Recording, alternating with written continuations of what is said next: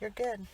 Okay, go ahead. Okay. Well, I'm Morris Tippin. I'm the troll that lives under the Medora Covered Bridge. And tell you how they got the curve in the arches. Each arch is in 6 sections, and each section is a single tree. They could cut the slab, but they couldn't cut the curve in 1875, at least as far as we know. So what they would do is lay it out on sawhorses, mark it out top and bottom, saw down to the mark, probably with a cross cut or a buck saw, and then chip that block out and finish it off with a shaping tool called a foot adze.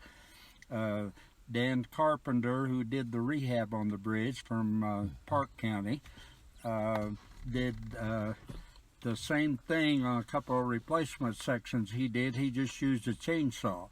I asked him how come he didn't use an adze, and he said they'd had chainsaws back then, they'd have used them too. That makes sense, yeah. Okay, that's the end of that little deal. Thank you. There was a 96-year-old gentleman here in Medora who passed away a couple of years ago, but he told me he remembered there being wooden railing all the way down the middle of the bridge, and he remembered the horses and buggies and the early cars, that it was two-way traffic separated by that railing.